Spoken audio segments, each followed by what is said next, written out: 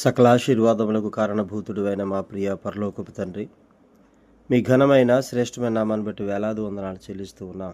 ప్రతిదినం ఈ రీతిగా మీ పాదాల చెంత చేరి శ్రేష్టమైన మీ మాటలు వినడానికి, ధ్యానించడానికి మీరిస్తున్న మహాకృపను బట్టి వందనాలు.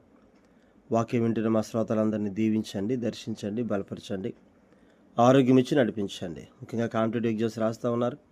డిఎస్సి నోటిఫికేషన్ పడింది ప్రభా. డిఎస్సి ఎగ్జామ్ రాస్తున్న బిడ్డలు మంచి ఉద్యోగాల్లో ఉండే భాగ్యం దయచేయండి అయ్యా. వారికి నాయన ఉద్యోగం ఎంత అవసరమో ఎరిగిన దేవుడవు.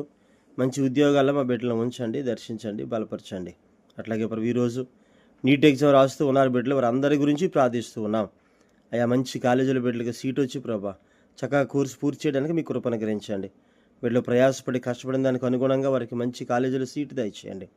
నీట్ ఎగ్జామ్ చక్కగా రాసి ప్రభా మంచి రిజల్ట్ పొందే భాగ్యం దయచేయమని. అట్లాగే ప్రభా అనారోగ్యమైన బిడ్డలకు ఆరోగ్యం దయచేయండి.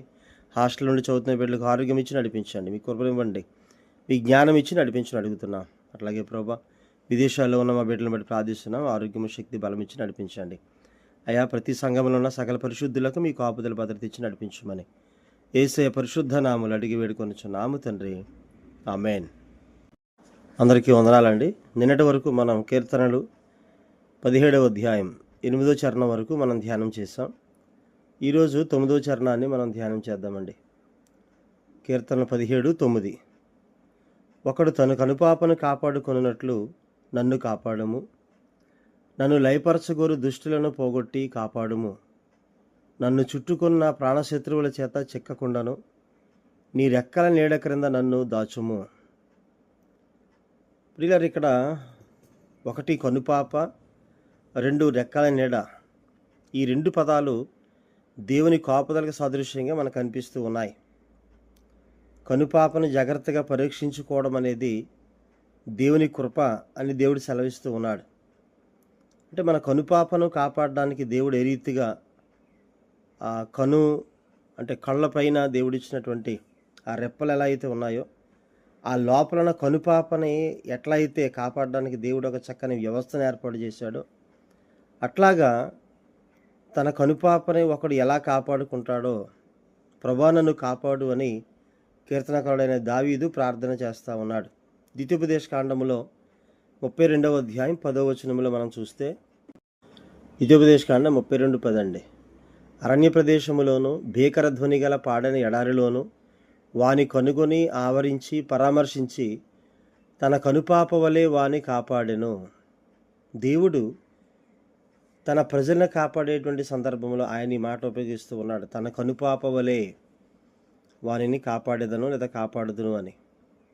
అలాగే జకర్యా గ్రంథం 2వ అధ్యాయం 8వ వచనంలో, జకర్యా గ్రంథం 2వ అధ్యాయం 8వ వచనం అండి. సైన్యములకు అధిపతియగు యెహోవా సెలవిచ్చినదేమనగా, మిమ్మును ముట్టినవాడు తన కనుగుడ్డును ముట్టినవాడని ఎంచి తనకు ఘనత తెచ్చుకొనదలచి మిమ్మును దోచుకొనిన అన్యజనుల యొద్దకు ఆయన నన్ను పంపి ఉన్నాడు. అంటే మనల్ని ఎవరైనా ముట్టితే, మనల్ని ఎవరైనా ఇబ్బంది పెడితే, సమస్యలోకి నెడితే గనక మిమ్మల్ని ముట్టినవాడు తన కనుగుడ్డును ముట్టినవాడని ఎంచి, అంటే మనల్ని ఇబ్బంది పెట్టేవాడు సాక్షాత్తు దేవుడినే ఇబ్బంది పెడుతున్నాడని, అలా మనల్ని ఆయన కనుపాపలాగా దేవుడు మనల్ని కాపాడుతున్నాడని ఇక్కడ అలా కాపాడమని కీర్తనకారుడు ప్రార్థిస్తూ ఉన్నాడు. కాబట్టి సామెతలు 7:2లో కూడా, నా ఆజ్ఞలను నీవు మనస్సు నుంచుకొని ఎడల నీ కనుపాప వలె నా ఉపదేశమును కాపాడిన ఎడల నీవు బ్రతుకుదువు. దేవుడు మనల్ని ఏ రీతిగా కనుపాప వలె కాపాడుతూ ఉన్నాడో, కాపాడమని కీర్తనకారుడు ప్రార్థిస్తూ ఉన్నాడో, దేవుడు ఏ రీతిగా కాపాడుతాను అని వాగ్దానం చేస్తూ ఉన్నాడో, మనం కూడా ఆయన యొక్క ఆజ్ఞలు, ఆయన ఉపదేశమును కనుపాప వలె కాపాడాలి. అంటే జాగ్రత్తగా దేవుని వాక్యాన్ని కాపాడుతూ ఉండాలి, దేవుని వాక్యాన్ని మనం ధ్యానిస్తూ ఉండాలి.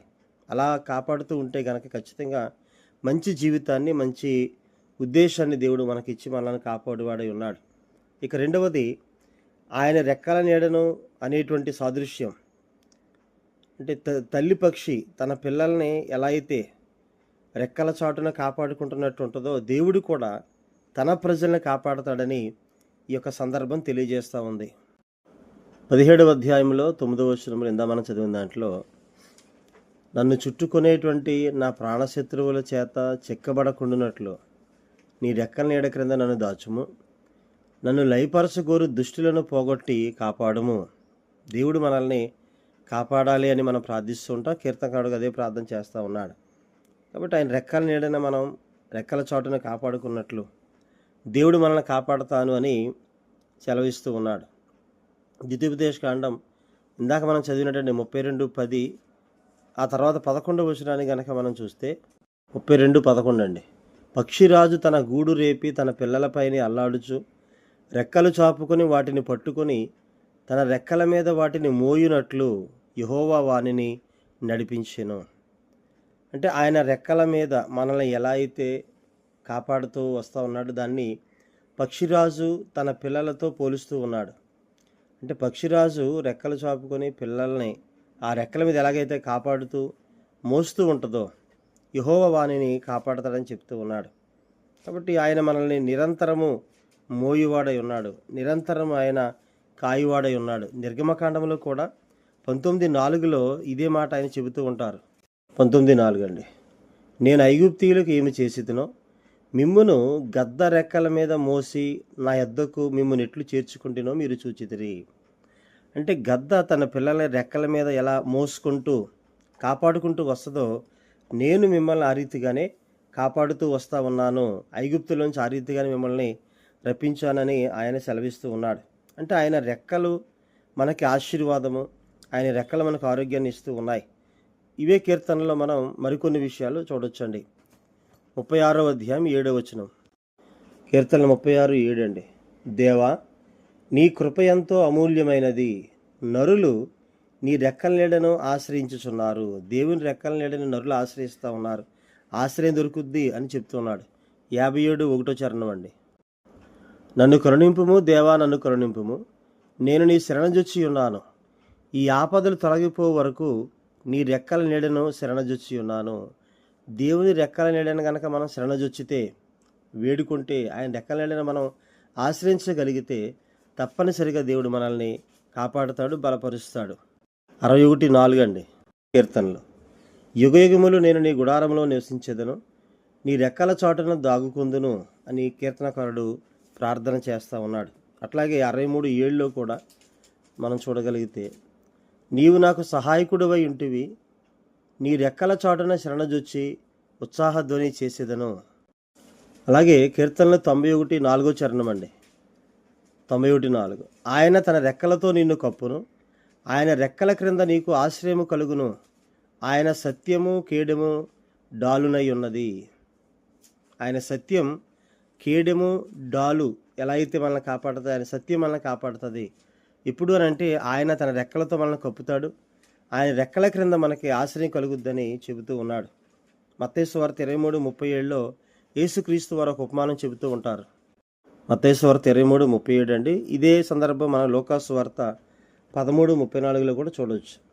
యెరూషలేమా యెరూషలేమా, ప్రవక్తలను చంపుచును నీ యొద్దకు పంపబడిన వారిలో రాళ్లతో కొట్టుచునుండు దానా, కోడి తన పిల్లలను రెక్కల క్రిందికి ఎలాగో చేర్చుకొనునో అలాగే నేనును నీ పిల్లలను ఎన్నో మార్లు చేర్చుకోవాలని ఇంటిని కానీ మీరు వల్లకపోతిరి. అంటే కోడి తన పిల్లల్ని ఎలా అయితే రెక్కల క్రిందకి ఏదైనా గ్రద్ద వచ్చినప్పుడు కానీ, ఏదైనా శత్రువు వచ్చినప్పుడు కానీ తన పిల్లల్ని రెక్కల క్రిందకి ఎలా అయితే మరి తీసుకొని కాపాడుతూ ఉంటుందో, ఆ రీతిగా నేను నీ పిల్లల్ని, అంటే దేవుని పిల్లల్ని ఎన్నో మార్లు చేర్చుకోవాలని ఆశపడ్డాను, కానీ వారు రానోళ్ళకు ఉద్దేశించున్నారు. అంటే రాకుండా వాళ్ళు అలాగే ఉండిపోయారని చెప్పనేసిన విషయం యేసు ప్రభు వారు యెరూషలేము గురించి ఆ మాట తెలియజేస్తూ ఉన్నాడు.